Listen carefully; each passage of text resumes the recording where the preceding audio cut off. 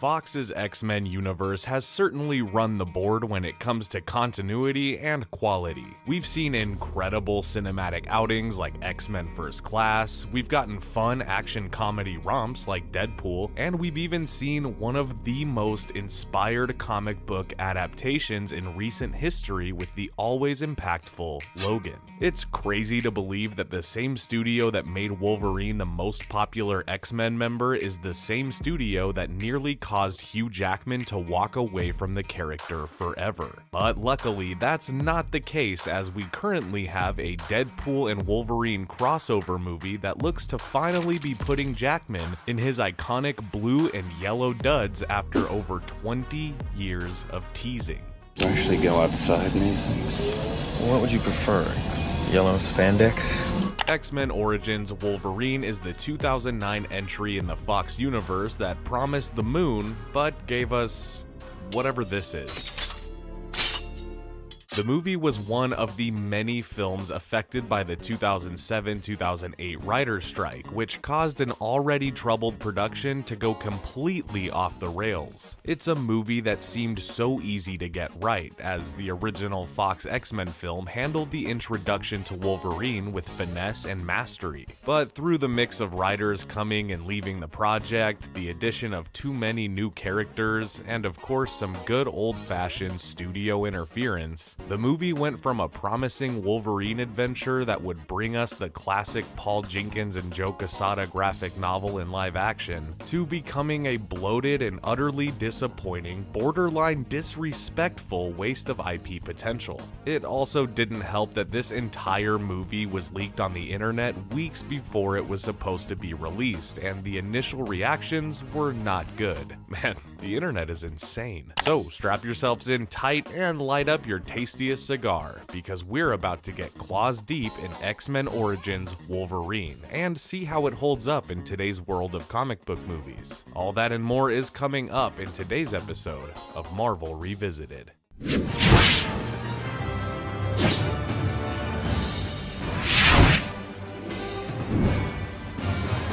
After the disappointing conclusion to the original X-Men trilogy, you'd think Fox would have pumped the brakes before taking another swing at the franchise. But you know that old saying in Hollywood, "We'll stop beating the dead horse when the horse stops spitting out money." I'm sure somebody said that, right? Smells like government. Well, seeing as Hugh Jackman had become a superstar after his iconic portrayal of the character and audiences had proven to show up for him in theaters, Fox decided to take their franchise in the direction of character origin stories. Of course, the first character to explore was an obvious choice for the studio, as Wolverine was not only a fan favorite in the movies, but the character had endless amounts of source material to draw from, as he was not only a key member of the X-Men, but also had multiple spin-off comic series of his own to pull inspiration from. Among the most popular was the 2001 Paul Jenkins and Joe Quesada series, Origin. The story focused on the early years of Logan, who was formerly known as James Howlett. He's a mutant boy in 19th century Canada who belongs to a rich family. James's powers manifest after the family groundskeeper murders James's father. The comic book is packed with twists and turns that I don't want to spoil, but I cannot recommend this short 6-issue series enough. The film takes some of the bones from the graphic novel and meshes it with a few other popular comic book titles to make a loose adaptation of multiple stories. The plot of the movie took the James Howlett angle and shows us what Wolverine's childhood was like. Now, where the book succeeds in delivering a twist to the identity of Wolverine, this movie just kinda gives you the full thing right away. It turns out that Sabretooth is Wolverine's brother through an affair that their mother had.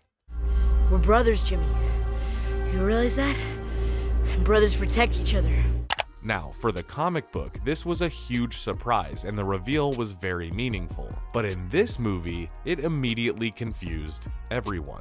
See, Sabretooth had already been established in the original X-Men films and was brilliantly brought to life from the page. Audiences already knew the character, and yet this movie ignores that to say that Wolverine and Sabretooth have known each other and been related their entire lives. It's annoying to have this question pop into your mind from the very first act of the movie, but I needed to get that out of the way in order to explain the rest of it. James, Wolverine, and his brother Victor, Sabretooth, discover their abilities and use them to join the armed forces and serve in multiple wars. This brings them closer than ever, and the pair are sort of an inseparable dynamic duo. Now, I actually don't hate the way the movie begins, besides the Sabretooth thing, but the look of the movie and the first time James uses his powers was honestly fun during the rewatch, and I love the look of the bone claws. It's memorable. Also, Liev Schreiber plays Sabretooth now, so yeah, it's fine. I like the actor. He fits the role. What do you care? Oh, I care. I care because I know how special you are. The duo's stint with the military lead them to meeting a young William Stryker. X2 X-Men United introduced us to Stryker and hinted at Wolverine's connection to him, and here is where the movie sort of answers that question. Okay, James and Victor get recruited to Stryker's task force of skilled mutant assassins among like-minded anti-heroes like Fred Dukes, aka The Blob, and a pre-Deadpool Wade Wilson, played by none other than Ryan Reynolds. Okay, people are dead. Now, part of my beef with this movie is the obvious fan complaint. They did Deadpool dirty in this movie. But more annoying than that is that they gave Wolverine his own solo movie to tell his origin story, and then they just rush through the origin and stick him directly into another super team. The team is even called Team X. I can't sometimes with this movie. I cannot do it. Why are we here? After realizing that Team X's moral code doesn't exactly match his own, Logan leaves the group and becomes a logger living in peace in Canada. Years later, Stryker tracks down Logan and tells him someone is hunting down the old team. Logan doesn't give a shit until Sabretooth shows up and kills his girlfriend, Kayla Silverfox. Yes, her part in Wolverine's origin was skipped over with a time jump. Ugh. If you're like me, you love the Weapon X storyline. The comic book and the 90s animated X-Men series really did a good job delivering that story and the drama behind it. But this movie doesn't really do any of that. We're about to begin bonding adamantium to Weapon X's skeleton. Stryker offers to fuse Wolverine's skeleton with the indestructible metal alloy called adamantium, which is where Wolverine gets his metal claws. And they kind of just blow past the Weapon X part of it.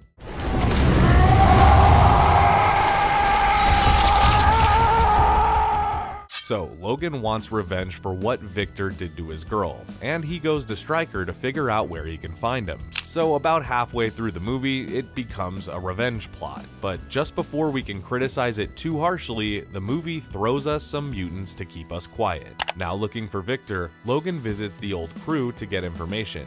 We see a fun scene with Will.i.am as John Wraith, who is a mutant who can teleport, and we get the Blob in all of his disgusting glory. You develop a bit of eating disorder. We all got our coping mechanisms. The tone of this movie shifts a lot throughout the runtime, and this scene is a hilarious example of that. Like, Logan's whole life just got ripped away from him violently, and then now he's boxing like a f***ing cartoon with this giant dude. Oh, that's funny. You're still so funny, Logan. Now, up until this point, the movie has tried to be funny. It's tried to be dramatic. It's tried to be action-packed, and it's tried to be whatever the hell this version of Wolverine's origin is. But when I saw this film, I was willing to set all of that aside and ignore the amount of eye-rolling I had done if they could just deliver on one thing. Gambit. Are you Remy LeBeau? Do I owe you money? For those who don't know, Gambit is my favorite X-Men character of all time. I love this character and his story so much, and when I heard that he was in this movie, I was confused but willing to go with it. So Logan, still looking for Victor, finds himself in New Orleans where he hears that a local card shark may be able to help him with his mission. Taylor Kitsch plays Remy LeBeau, aka Gambit, a mutant who has the ability to kinetically charge any object with his fingertips, as well as the ability to hypnotize people with his mutant charm. He is an absolute gem of a character, and how do you think this movie handles him? Go on, I'll wait. 2 years I rotting in that hell and I ain't never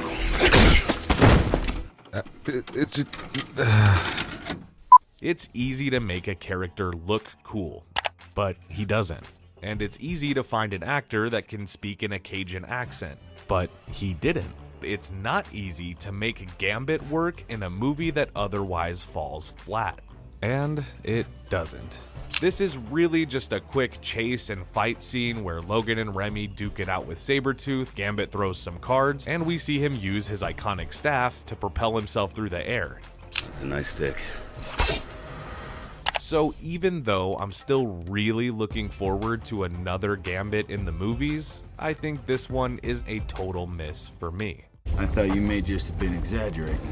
After this, Gambit helps Logan find the facility he's looking for, and before the final showdown, there's a few more silly twists in store. Turns out, Kayla Silverfox is alive, which would be cool if this movie made us care about her in any way. But it didn't, so we don't. Nice. And also, Stryker was behind the whole thing, and Sabretooth was acting as his assassin to round up the old team and get their blood to use it to make a super mutant with everyone's individual abilities wrapped into one. Why? I mean, Stryker wanted to destroy the entire mutant race in the previous movies because his mutant son was plagued by the amount of power he had. Here, he's just doing things to ruin them, I think. I needed your powers for the pool. The what? Deadpool. Okay, now I've been dreading this part of the review for the last 10 minutes so far, so let's talk about the reintroduction of Wade Wilson. Wait, is that you? Well, what can I say that hasn't been said? This was bad. It was so bad that it made the movie near unwatchable for years after its release. I mean, it was so bad that Ryan Reynolds had to go back in time in Deadpool 2 just to kick his own ass. It was so bad that after this movie came out and fans saw how it turned out, Hugh Jackman stated that he considered leaving the franchise. We can't just let you walk away. They took everything fans knew about Deadpool from the comics and stripped it away from him. Now, of course, this may be the most obvious impact that the 07-08 writer's strike had on the film. Deadpool is famously a quick-witted character who always has something to say. Well, they couldn't write those witty retorts, so instead, they just did this. And instead of just having a regenerative ability, he's got all the powers. He can teleport, he's invincible, he's got Cyclops eyes, he's got swords in his fucking wrists. He looks like shit, and the final fight between him and Wolverine is so incredibly silly that by this point in the rewatch, I was mostly just scrolling through my phone. They do shoehorn Professor X in the ending. He shows up to save some young mutant captives, and they pop Wolverine in the head with an adamantium bullet, which gives him the amnesia he was suffering from in the original trilogy. I don't know if that makes any of it come full circle or not. If you didn't have that mouth on you, Wade, you'd be the perfect soldier. You know, the making of this movie had its problems, and simply put, it shows. The writing was weak, the plot was all over the place, the continuity was blown right away and never let up, and above all, it didn't give us a real story to focus on. It was more concerned with packing mutants into what always should have been a solo adventure with the X-Men's lone wolf. It wasn't the worst rewatch we've had on this show, but it certainly wasn't the best. Before we continue with our video, here's a reminder to click the store tab on any of our JoBlo channels and browse our collection of the latest and freshest designs in our merch store. Go get you some. With so many superhero movies these days seemingly brewed in the same formula, it was about time someone shook the mold. The filmmakers behind Deadpool spent nearly a decade trying to prove that the world was ready for an R-rated superhero comedy that existed in an established film franchise, but was so self-aware it would break the fourth wall. Definitely a tricky balance to get right, and against all odds, Deadpool pulled it off, and it was a smashing success with audiences and critics. But it wasn't an easy road, and may have never happened, thanks to budget cuts, constant delays, and a studio unwilling to greenlight it.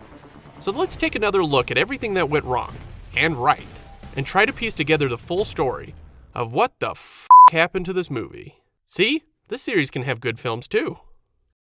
The story of Deadpool is a 13-year journey in the making that began with Blade Trinity in 2004. Writer-director David Goyer loved working with Ryan Reynolds, calling him one of the few that could convincingly do action and comedy. While tossing out ideas, the character of Wade Wilson came about. Goyer sold Reynolds on the mercenary with a motor mouth, who becomes the insane mutant Deadpool after being subjected to the same Weapon X program that created Wolverine. Soon after, either by coincidence or true destiny, the comic Cable and Deadpool #2 hit stands. In issue #2 of Cable and Deadpool, which came out in 2004, I had Deadpool describe himself as looking like a Shar-Pei crossed with Ryan Reynolds. Yeah, like I got bit by a radioactive Shar-Pei. From that point on, Reynolds made it his mission to play Deadpool on the big screen. Goyer wanted to make the film through New Line Cinema, but the rights to Deadpool were part of the X-Men label, solely owned by 20th Century Fox. The project stalled before it could ever begin. Luckily, over at Fox, they were pushing for a series of origin films for their X-Men characters, starting with Wolverine and his journey into Weapon X. Adding Wade Wilson to the mix was a natural choice, whether thematically or just to sell more toys. And Reynolds was the only considered choice to play him. X-Men Origins Wolverine was a bit of a disaster and could be an entire episode itself, so let's just focus on Deadpool. The film had heavy reshoots, and a major addition was to increase Reynolds' role beyond a simple cameo. Wade Wilson appears as a member of the mutant Black Ops squad called Team X. Their leader, William Stryker, thinks of Wilson as a great weapon if it weren't for his constant joking. If you didn't have that mouth on you, Wade, you'd be the perfect soldier. During the climax, it's revealed that Stryker has pooled multiple mutant powers into a single entity he calls Weapon 11, or Deadpool. With katanas in his forearms and the ability to teleport and shoot lasers like Cyclops, the first live-action version of Deadpool couldn't be further from the comics. And then Wolverine cuts his head off. Released in May of 2009, the film was quickly maligned for a multitude of reasons, but a major sticking point for fans was its treatment of Deadpool. And taking the Merc with a mouth and literally sewing his mouth shut felt like adding insult to injury. Despite the poor reception, Fox announced a Deadpool spinoff only days after the release. Later that year, Ruben Fleischer's Zombieland became a big hit, and screenwriters Rhett Reese and Paul Wernick proved that they could balance 3 different genres, comedy, horror, and drama, while also breaking the fourth wall. Exactly what Fox was looking for. The writers were hired to take on Deadpool in January of 2010. Reynolds said that the duo instantly understood the character and the tone that they should strive for. They wanted desperately to play in the X-Men universe. From the start, they included Colossus, because they felt he was the perfect Boy Scout to Wade's assholery, and hadn't been given the time to shine. Please, come quiet. You big chrome cock gobbler! That's not nice. That October, their most recent draft was leaked to the internet. The script was well received, and surprisingly, 70% of it is in the final film. The freeway framing device, Dopinder the cab driver, the Vanessa meet cute, Wade's cancer, the torture, the taunting of Francis's name, teaming up with Colossus, the final showdown, and so many of the jokes, from T-Rex arms all the way down to the Hugh Jackman mask. The major difference was how much bigger the script was, with far more action sequences and characters that would have easily cost $100 million plus. Wade was also a lot nastier, and some of the jokes were a little too dark, like a running gag of how Amy Winehouse was going to die.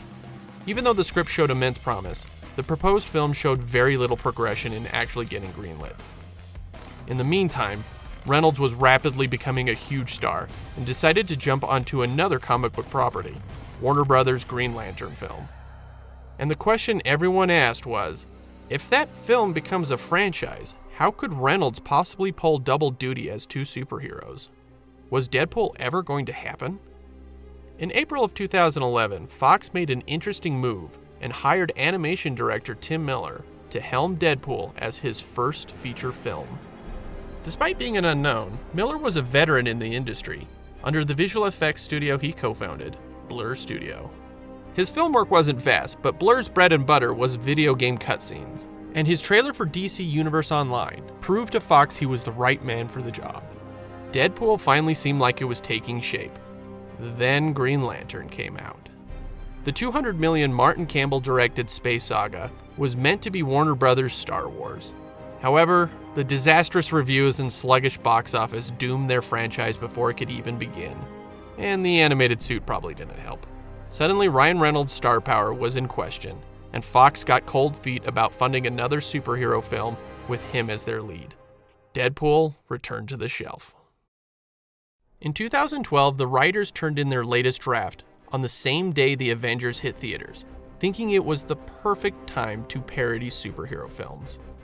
Yet Avengers' monumental success had Fox and every other studio rethinking how movies could be made and that shared universes were the future. They now wanted Deadpool to be part of a team-up film. But Miller had made some powerful friends in Hollywood over the years. He showed the script to the likes of David Fincher and James Cameron, both of whom championed the project to Fox executives. Not to mention that Hugh Jackman was pushing for it since day one. We would not be sitting here doing this interview right now if it wasn't for Hugh Jackman. I mean it, like Hugh Jackman is the reason we got to make this movie. Little by little, Fox felt the pressure and relented. They gave the filmmakers a chance to show off what a Deadpool film could be, and commissioned them to produce some test footage on a small budget. They returned with a CGI 2-minute short straight out of their screenplay, where Deadpool ambushes a convoy. It demonstrated the tone perfectly, complete with violent action, irreverent humor, and mugging to the camera. It ends with Deadpool waving to Fox studio head Tom Rothman, the man deciding their fate. Hi, Tom. He passed. Oh, me. Then left the studio. His replacement, Jim Giannopoulos, was also unsure. The studio didn't have any other film to compare Deadpool to, and they were doubtful of its success. If you think about it, it's a Canadian mercenary with lead pipe cruelty, and he's morally flexible, and he's got cancer, and he's hideously scarred. And these are all sort of items that a lot of studios wouldn't necessarily be anxious to put up on the screen. The film fell into a 2-year darkness with no movement, but Reynolds, Miller, Reese, and Wernick still stuck with the project all the way to its release. They battled studio notes and changing trends, drafts that bounced between PG-13 and R ratings, and the never-ending fear of budget cuts that would drastically change their film. Throughout, Reynolds stood as their cheerleader, never losing hope. He continually met with the writers to make sure the script was always faithful to the titular character. He also promised fans over and over that it would make up for the terrible mistake that was X-Men Origins Wolverine. Then in July of 2014, it all changed. The test footage they made years back had leaked. And one might say it broke the internet. Fans loved it, and everyone online was calling on Fox to make the damn movie already. To this day, no one knows who leaked it, and the 4 filmmakers all deny they were involved. But it worked. A month later, Fox met with the creative team and gave them a single ultimatum. Cut $7 to $8 million off the budget in 48 hours, and Deadpool was a go. They immediately began chopping pages, cutting a motorcycle chase from the freeway firefight, condensing 3 villains from the comics into 1 character, Angel Dust. The big house. It's funny that I only ever see 2 of you. It's almost like the studio couldn't afford another X-Men. And severely reducing the final showdown by making Deadpool forget his bag of guns. Where's your duffel bag? Then it happened. 20th Century Fox finally greenlit Deadpool. I know, right? Whose balls did I have to fondle to get my very own movie?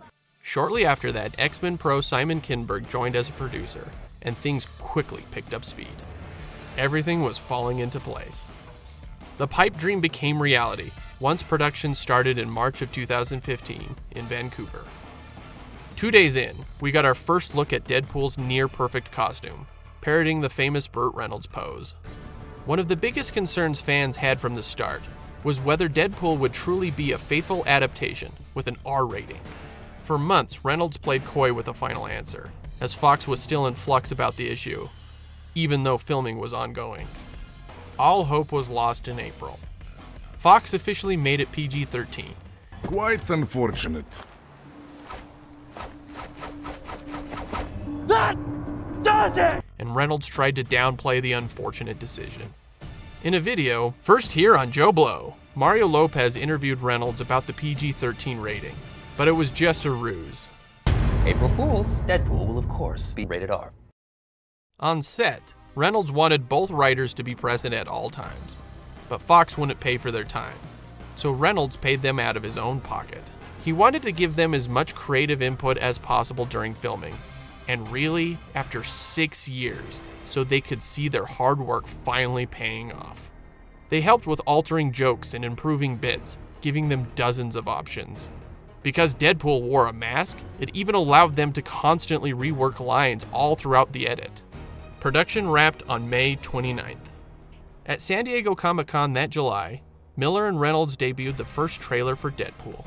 Fans were blown away, giving it a standing ovation. The action was hardcore, and with Miller's background in visual effects, the film had a big budget look despite the reduced cost. It even gleefully made fun of Green Lantern. And please don't make the super suit green or animated. The jokes were pure Wade Wilson. It was too good to be true. The marketing lead up to the release will go down as one of the most inspired campaigns in memory. With a limited budget, Reynolds personally worked with Fox marketing chief Mark Weinstock to get creative and not rely on expensive TV and print ads. Instead, they took the internet by storm, feeding us with countless viral videos and clever teases. Give them a gentle roll around. Don't get too excited, though. You're on a mission here. You hit puberty early and hard. Ryan Reynolds looks so f***ing handsome in his red leather suit. It culminated in the fun 12 Days of Deadpool, a series of promotional pieces released by various websites. Day 6, only on JoBlo, ending with the new trailer on Christmas Day. Nearly a decade in the making, Deadpool finally released on February 12, 2016, as the ultimate counter-programming for Valentine's Day weekend. Some of the highbrow publications took issue with its lack of depth and generic plot, but for genre fans, reviews were ecstatic. Deadpool was exactly what it needed to be. Gory, hilarious, meta, unexpectedly heartfelt, and it completely made up for Weapon 11. Deadpool was a massive success. Its opening weekend blew past expectations, making an astonishing $132 million and ending its run with a worldwide total of $783 million, becoming not only the #1 X-Men film, but the second highest grossing rated R film of all time. It was nominated for 2 Golden Globes, and many believed it had chances at the Oscars. Sadly, it missed that mark. Reynolds and company poured their heart and soul into the film, and in spite of Fox dragging their feet to get it made, it proved worth taking the risk. While so many big-budget films succumb to too many cooks and an overbearing studio, Deadpool showed that a singular vision can succeed outside the usual norms. Fox may not have admitted they were wrong about Deadpool, but their gamble allowed them to take a chance on James Mangold's Logan. Hugh Jackman's final performance as Wolverine was an R-rated, heartbreaking, Oscar-nominated send-off that elevated and defied the superhero genre. And it wouldn't have existed had it not been for Deadpool. If nothing else, we got the equally fantastic sequel in May of 2018. And with Fox's properties now under Disney, hopefully they will allow Deadpool to continue. And if any character could cross film universes, it would be Deadpool.